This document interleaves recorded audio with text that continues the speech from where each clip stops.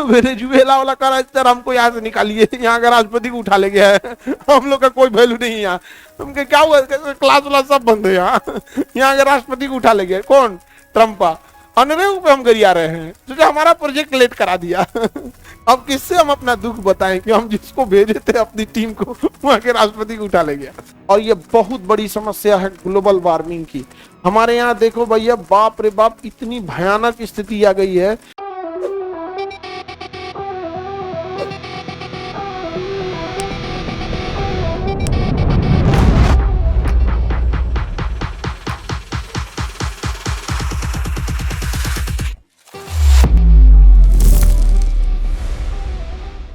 अभी अंटार्कटिका का बर्फ बहुत तेजी से पिघल रहा है और ये बहुत बड़ी समस्या है ग्लोबल वार्मिंग की।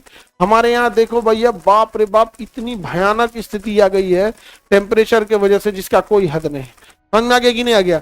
अब देखो, हम लोग आपको बोले थे कि हम लोग किसानों के लिए वर्क कर रहे हैं, और जैसे यूएस वगैरह में क्या है, किसान 1 बीघा जो यहाँ जमीन है, अपने यहाँ जो 1 बीघा जमीन है, तो अमेरिका का किसान 1 बीघा जमीन में 20 से 25 लाख रुपया कमाता है सालाना। और इंडिया का जो किसान है वो कमा रहा है 20 से 25 हजार। ये भाई साहब, 1 बीघा में आप 25,000 से ज्यादा कहाँ कमा लेंगे? निकालो वो ज्यादा है। अगर तुम अपना मेहनत जोड़ लो, जितना पानी चला, किसान क्या अपना मेहनत नहीं जोड़ता है, पंपी सेट उसके घरे का है तो पानी का नहीं जोड़ता है, समझे? वो किस चीज का जोड़ रहा है पता है? खाद का, बिया का, और ट्रैक्टर से कटाई का जोड़ रहा है। भाई आपका मेहनत कहाँ गया, और जो पानी डाले उसका क्या?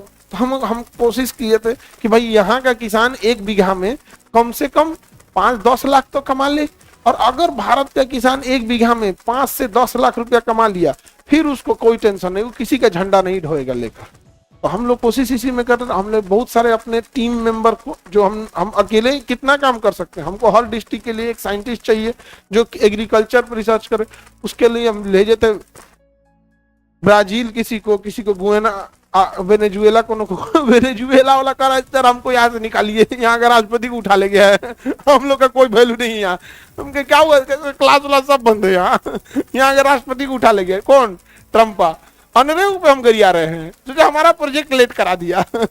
अब किससे हम अपना दुख बताएं कि हम जिसको भेजे थे अपनी टीम को वहां के राष्ट्रपति को उठा ले गया।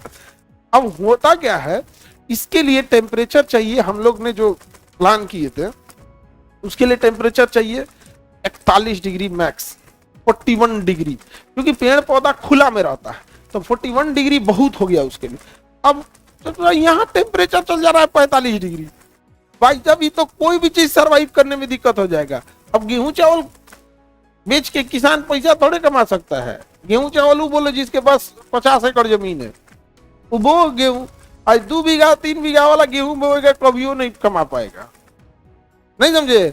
अनाज वो जिसके पास 10 एकड़ से ज्यादा, 10 बीघा से ज्यादा, उसके नीचे वाले में कोई फायदा नहीं। तो टेम्परेचर देख रहे हैं अपने यहाँ कितना भयानक हो गया।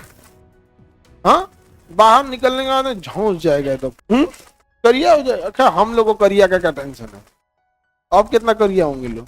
आगे बढ़े तो टेम्परेचर बढ़ रहा है कि नहीं बढ़ रहा है? तो शीत कटिबंध में किसी को दिक्कत तो बोलो। हम आगे बढ़े, कहाँ पे होना चाहिए?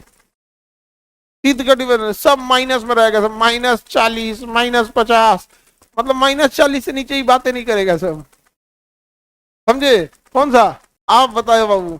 यदि पृथ्वी 23.5 डिग्री नहीं झुकी रहती, 23.5 डिग्री नहीं झुकी रहती, तो क्या वहां पर टुंड्रा तैगा बनता? पृथ्वी झुकी है 23.5 डिग्री, इसी वजह से सूर्य की किरणें 23.5 डिग्री तक ही सीधा पड़ती हैं, उसके बाद वो तिरछा पड़ना चालू होती है। तो बताइए, पृथ्वी पर सूर्य की किरणें कितने डिग्री तक सीधा पड़ती है? 23.5 डिग्री। उसके बाद सूर्य की किरणें कभी भी सीधा नहीं पड़ेगी, जब भी पड़ेगी तिरछा पड़ेगी। तो हम लोग देखेंगे ध्यान से इंडिया को, तो हम लोग इंडिया में, हम नॉर्थ इंडिया में हम लोग रहते हैं, यहाँ से जाती है कर्क रेखा 23.5 डिग्री नॉर्थ, 23.5 डिग्री नॉर्थ कर्क रेखा। तो सूर्य की किरणें इसी पर सीधा पड़ती है, इसके बाद सूर्य लौट जाता है, इसके बाद सूर्य लौट जाता है। अब गौर करके देखिए, यहाँ दिल्ली है, यहाँ यूपी है, यहाँ बिहार है, ये मध्य प्रदेश है, हरियाणा, पंजाब, कश्मीर यहाँ पर, ठीक है? ये बिहार हो गया, ये यूपी हो गया, ये दिल्ली हो गया। यहाँ पर सोचिए, यहाँ सूर्य की किरणें सीधी नहीं पड़ी है, कैसी पड़ी है? तिरछा पड़ा है, क्या हाल किया है, तिरछा पड़ा है तो ये हाल किया है। हालांकि जैसे जैसे हम ऊपर जाएंगे सूर्य की किरणें और तिरछी होती जाएंगी, उसका स्ट्रेंथ कम हो जाएगा।